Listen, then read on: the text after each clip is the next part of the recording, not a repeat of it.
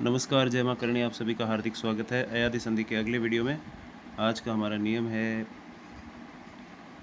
औ के साथ अन्य स्वर। औ के साथ अन्य स्वर, कोई भी अन्य स्वर हो सकता है, बस इस औ को छोड़कर, बराबर आव की ध्वनि और इस व में मात्रा लगेगी इस अन्य स्वर की। ध्यान रखें, अगर अन्य स्वर अ है, मान लीजिए, तो आ व ऐसे हो जाएगा। अगर अन्य स्वर आ है तो आ वा ऐसे हो जाएगा। इस बात का पूरा ध्यान रखें। खैर, ये हमारा नियम है।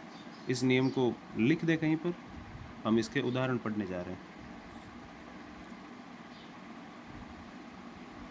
तो हमारा पहला शब्द है भौ प्लस अना। अब जैसे ये चौथा नियम है, ए ऐ ओ औ अय आय अव आव। औ चौथा है, तो आव की ध्वनि उत्पन्न होगी। अब देखिए, भ को हटा देते हैं, एक बार साइड में रख लेते हैं, हलंत लगा के आधा हो जाएगा।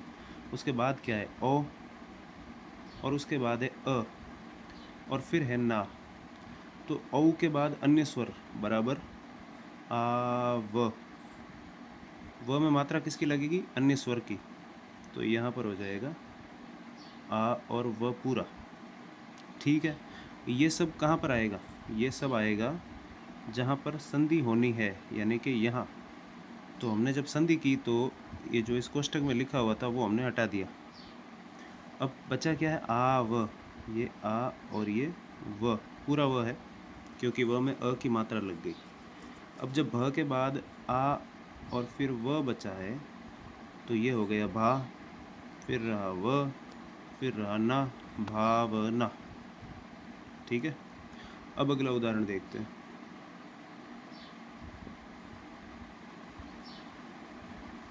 अगला उदाहरण है अपना श्रो प्लस अन।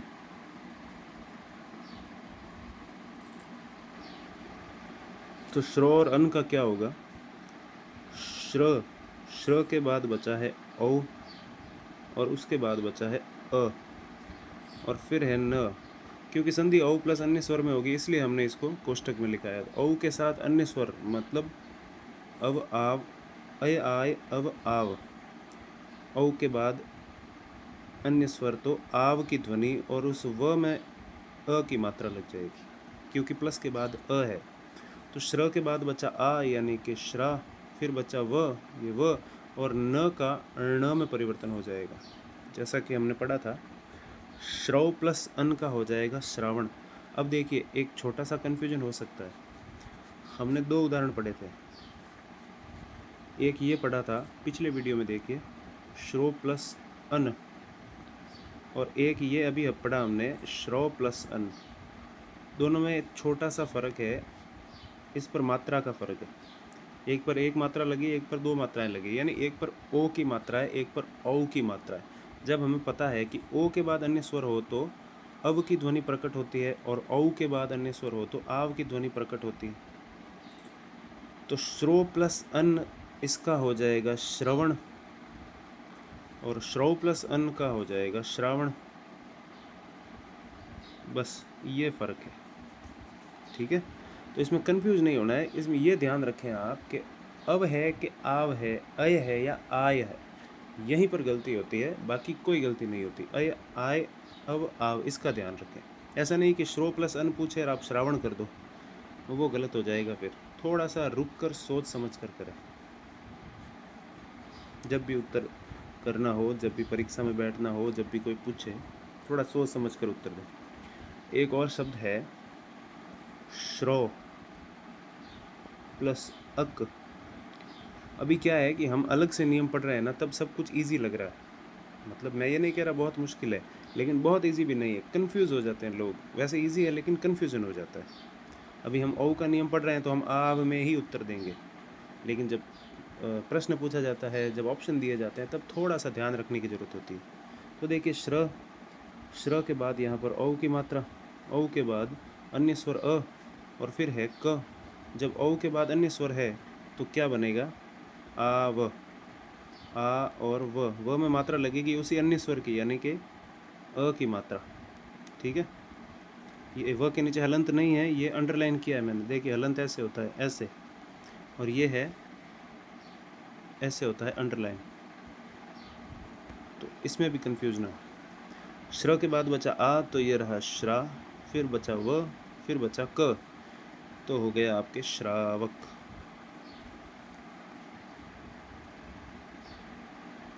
ठीक है, उसी तरह एक और शब्द है शो प्लस अक। वही रूल, पहले श को अलग लिखा, फिर श के बाद औ की मात्रा को अलग लिखा, फिर अ को अलग लिखा, और फिर जो क बचा है उसको अलग लिखा। कोष्टक के अंदर औ प्लस अ की संधि होगी, तो उत्तर आएगा आपके औ प्लस अ बराबर अ व पूरा वाला, क्योंकि व में अ की मात्रा लग गई।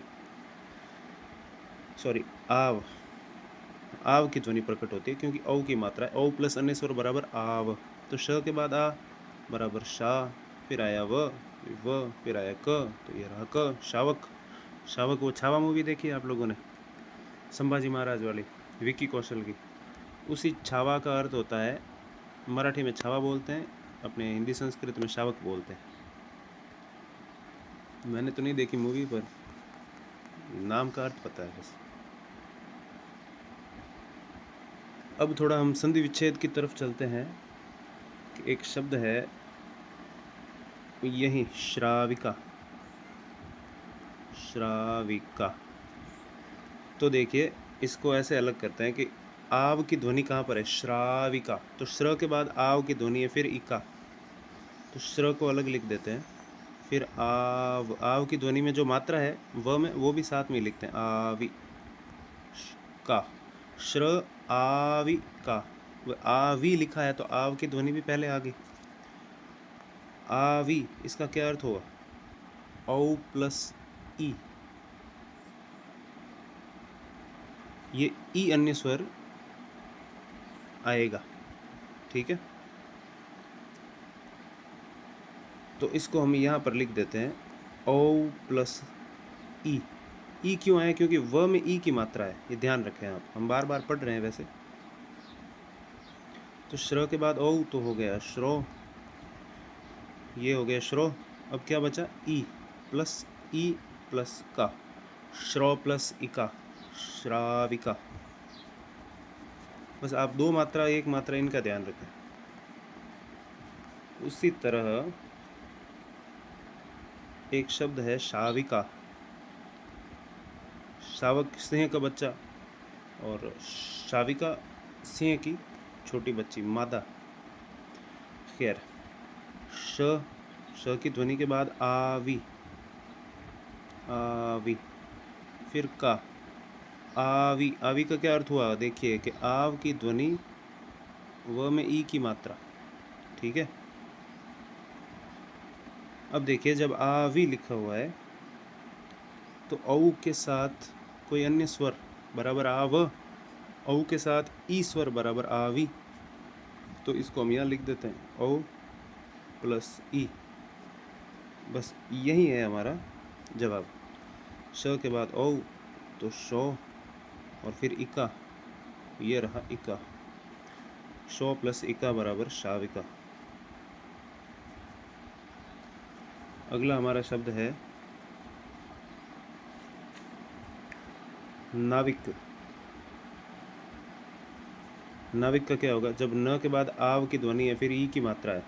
कैसे, न के बाद आव की ध्वनि, फिर ई की मात्रा, फिर का, ऐसे ही है। आव प्लस ई बराबर ये हो सकता है आवी। अब रूल देखते हैं, औ के साथ अन्य स्वर, औ के साथ अन्य स्वर कौन सा, जो व पर लगा है, औ प्लस ई। इनको हम यहाँ पर लिख देते हैं औ प्लस ई को, औ प्लस ई। न के बाद क्या, औ, नौ, फिर क्या बचा, ई और का, ये रहा ई और का। तो नाविक का, सॉरी, हाँ चलो, नाविक हो या नाविक का हो, क्या फ़र्क पड़ता है। ये मैंने थोड़ी सी गलती कर ली, इक ही कर देते हैं, नाविक कर देते हैं। खैर क में कौन सी मात्रा लगी है कोई फ़र्क नहीं पड़ता। तो नाविक का हो गया 9 प्लस इक, ठीक है। नाविका का हो जाएगा 9 प्लस इका।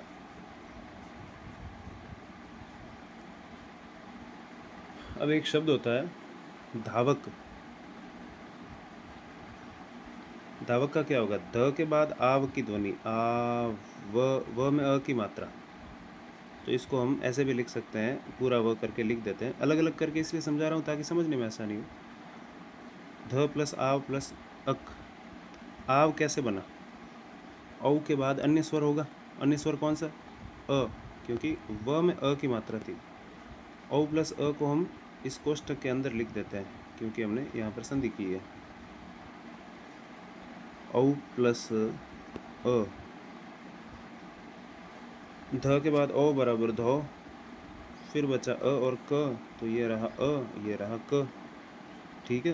धो प्लस अक बराबर धावक।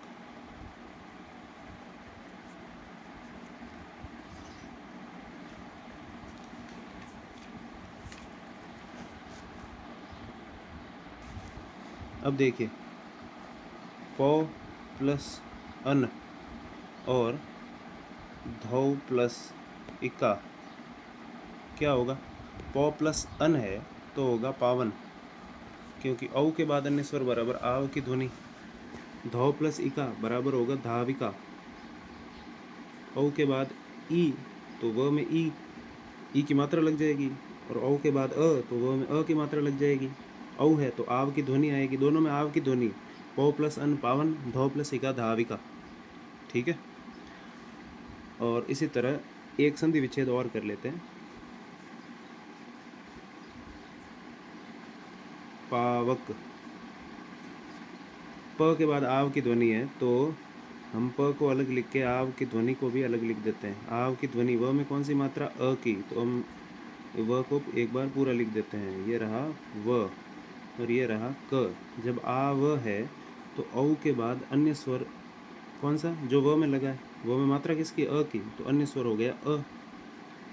बस इसी को हम कोष्ठक के अंदर लिख देते हैं तो सारा कुछ क्लियर हो जाएगा। औ प्लस अ। अब देखिए प के बाद क्या बचा, ओ, तो हो गया पौ, फिर बचा अ और क, ये रहा अ और क, तो पौ प्लस अक बराबर पावक।